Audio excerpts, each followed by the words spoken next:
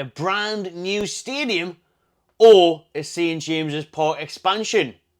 We're about to find out. Yes, people, welcome back to the Magpie Channel TV. This video is brought to you by Oddschecker and their £1 million predictor game for the brand new 24-25 Premier League season. If you predict the full Premier League table, you could have a chance of winning £1 million. Now then, you must be 18 plus to play this game. It's open to UK residents only, and please do gamble responsibly. You can find the link in the description to play the game as well. There's mine on the screen. Let's run through my screen prediction, and I might even swap it around a little bit, because as you can see, you can still interchange and swap around those league positions as you go, even after you've submitted it. There is a cut-off date, but for now, you can twiddle them around, because I'm twiddling my thoughts around left, right and centre on who will be finishing where. I will be bold, I will be positive for the Toon to finish in the top four. I've even thinking about doing them third now. Third place Newcastle maybe, ahead of Liverpool. One of us there. Rotation, swapping them. It was really difficult to predict 5th to like 9th, in my opinion. There's so many interchangeables that you could have there, and I'm actually tipping Fulham to have a good season as well. I think they've made some good signings in the window. West Ham, of course, as well, are stealing the show so far in the transfer market. And then the bottom three was so difficult. It's easy, I think, to pick the 3 promoted sides to get straight back down. But I'm going to go for Ipswich Town under McKenna to survive. I think they'll just about do enough to finish in 17th. And then now is the hard one. I'm choosing between Bournemouth and Wolves. Maybe even Everton. Good Forest joining the bottom 3 United. It's difficult. But for now, I'd go for Wolves to finish in that bottom 3. So Southampton, Leicester and Wolves to finish. But as you can see, you can keep on changing it. Get your predictions in the link below, people, for a chance to become a millionaire for free.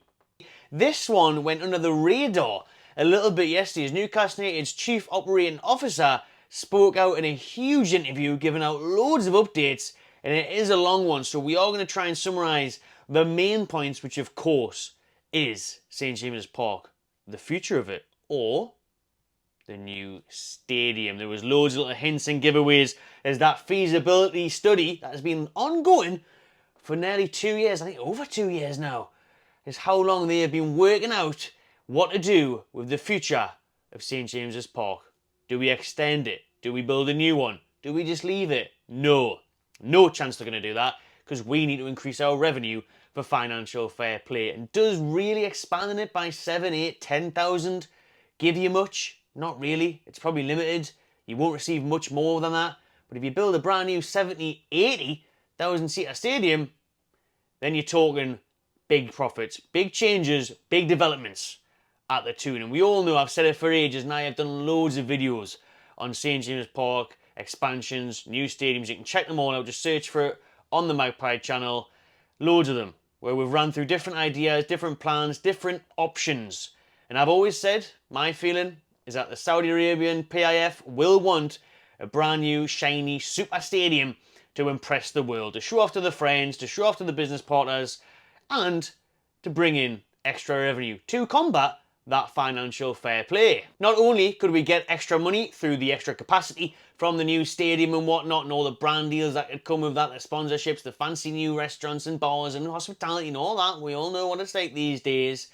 But you could also get extra events there. They've constantly talked about hosting NFL matches, concerts there, and all sorts. So if you can get a bigger stadium, we'll be there for it. And I'll just mention this, right? In other videos in the past, I even said at Newcastle United how big our fan base is. You could build a bloody 100,000 seater stadium. Tongue-in-cheek a little bit, but then I had loads of people saying to me in the comments by false, misled information by other creators saying that you can't get 100,000 capacity stadiums in England because you can't have a stadium bigger than Wembley. I said at the time that was absolute bollocks, and it's been proven because Man United, who are looking to build a new Old Trafford, the Wembley of the North, are going to make theirs 100,000 seater. So don't believe that like you've seen before. But we're going to touch on this massive article from newspaper here with Newcastle United's Chief Operating Officer Brad Miller, who was just recently appointed in June. And to stop me having to zoom in on the laptop like that, let's put the glasses on and let's get into the nitty-gritty of what he has actually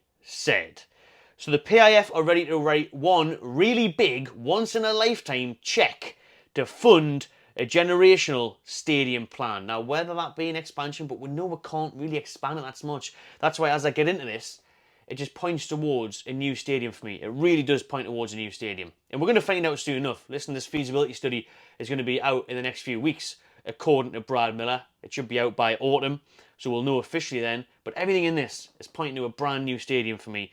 Because if you're talking about massive checks and massive stadium plans and a generational change, that's not adding an extra 6,000 on the Gallagher, is it? Because we know we can't do it at the East Stand. We know the Leeds in the Melbourne, where that is at the minute.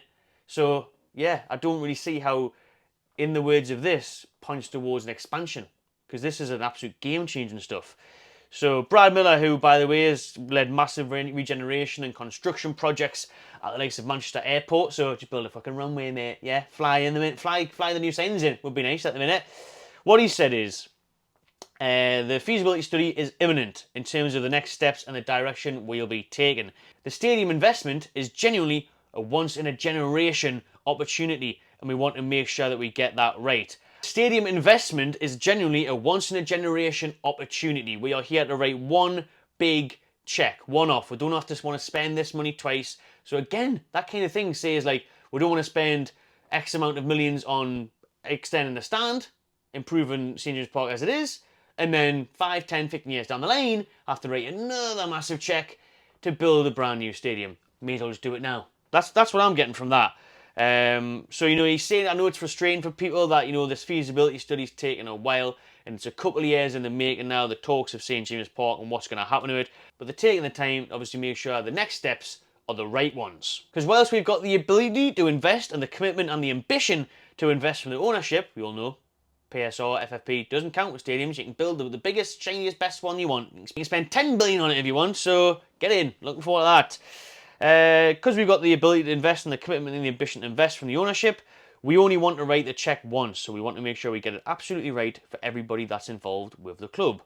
When you walk around the city, whether it be on a match day, when you talk to people, one of the things that I've been taking the opportunity to do is to feel a bit of a straw poll, so he gets a feeling and understanding of how the Geordies are feeling. You can only speak to so many people, but at least it gives him first-hand experience of seeing the reaction of people's faces. So he's just dotting about the tune, yeah? He's going at the big market, asking a few people, fancy new stadium, mate? New stadium? Gallagher stand? East stand? What do you reckon? When I asked if it was up to you, what would you choose to do? One thing, right in the terms of the poll, very, very different reactions. Just from around the table with us, I've asked in the past, it tends to be there's a couple of things that come out. People are okay with it being open-minded and sort of exploring what you mean, and then others are just no, opposing it straight away. And when I ask the reason for that, they give the reasons of, you know, the parents took them, that's where my grandparents took me, got all the emotion and all the feeling involved. You can't put that stuff into a spreadsheet. So it's how do we make sure that across all of these things, we are doing the right thing, both for the short term and for the long term. And that is why it's taking a bit of time. You know, that's just a nutshell, by the way. The interview, it's massive, and we'll even got some of the training ground stuff to quickly get into at the end of this video. But yeah, that was a brief bit on it there. So he's saying, you know, he understands the Geordies, he understands why some of them, and let me know in the comments, as always, people, what you think and feel. Do you want a new stadium? Do you want to stay at St James's? Should we just extend it? And he understands that. He understands the passion and the emotion that goes into why people want to stay and why people are opposed to certain things. And a lot of people don't like change. For me, listen, St James Park, I fall in that category he just said. I remember going to the stadium for the first time years and years ago and falling in love with it there and then. And you do have that emotional attachment to it. You do have the best memories there. Just think about Champions League, PSG last year, years ago. All the great memories we've had, you know, all the emotions you felt inside St James's Park. And you wouldn't want to lose the soul of the club and the passion of it, but I don't think we will, because it'll be the same amazing fans in the brand new stadium. I just think going forward, listen, I've been to Spurs' stadium, it's amazing, and I just think going forward, for us to have a chance of increasing our revenue, competing with the best, signing top players, a new stadium, kind of part and parcel of that. And I don't mind it. Listen, a brand new shiny super stadium sounds a bit sexy to me. I don't mind being in there in a nice modern stadium, although St James Park, you know, it is amazing and everything, but I'm not against it, put it that way. I'm not against it. I'm happy either way. I think, you know, if you could just expand St James Park now to 65, 70,000, that would be sound. But you can't, because of the East Stand issues and everything else. Went at them in other videos. I'm not going to do it again. it looks like the only reasonable option to make this generational change is to go to a new stadium. That's how I'm reading that anyways. That's what it looks like, because like I said, expanded by 5 to 10,000, limited amounts of success and revenue can come from that extra capacity. That's not a huge generational, once in a lifetime check of a change. You know what I mean? So that's the way I'm looking at it. But we won't have to guess for much longer. There will be the announcement, the feasibility study results coming back very soon on that. So we'll look forward to that. Just quickly then, since we've rambled on a bit in and out of that article, let's see what he was asked about. Peter Silverstone this time. All commercial things in Newcastle United, in that same piece on our newspaper, about why Peter, haven't we got new training ground sponsors? Why haven't we got new training wear sponsors? That's been the questions all along. You know, we've seen all the new Adidas kits and the Magpies feathers and all that. Just whack a sponsor in the middle of that. There's an extra 10, 20 million a year. Maybe we can afford a nice right winger now. Let's see what he's had to say. Everyone thinks that because some clubs have a training ground sponsor, that they fall from trees. You have to pick the right partner, right values, right fit. It takes time. Obviously, my job and the team behind me maximise the opportunity in every area, whether that's retail, media, partnerships. We're looking at all opportunities, and I'm aware of what everyone thinks should or shouldn't be sold. I also know what we are working on to try and deliver. He's then bigging himself up, saying he's worked in the Premier League for 10 years, sponsorships for over 20 years. It takes time, but he will maximise the value of Newcastle United. It's believed that Newcastle are close to announcing yet more commercial revenue-boosting deals very soon by Peter and his team. You would have seen it in Eddie Howe's new press conferences, Konami and all sorts, cruises behind there. But with a training ground training sponsor, he's basically saying it's coming soon, but they're picking the right one. There has been offers, things like that. So everything, really, I think, and other people have reported this, that it could be the reason, because of Manchester City's £115 pending charges. That's going to be heard next month, and then we'll find out the results of that early 2025. That's when Newcastle United could be announcing a training ground and a training wear sponsor for me, because you could have obviously a Saudi Arabian company, like obviously we've got Seller and stuff like that.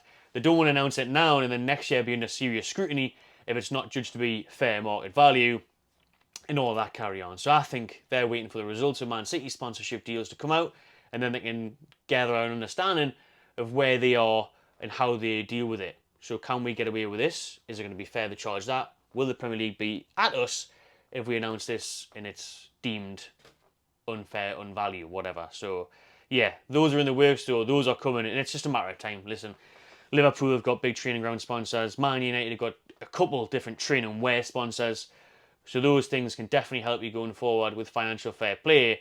So I think we won't see the benefit of that until next year, to be honest with you. But that's enough for this video. We have went on long enough. So thank you for watching, everyone. Drop your thoughts in the comments below. What you make of it. Stadium expansion, new stadium, let me know. Subscribe to my channel TV, and I'll see you on the next one.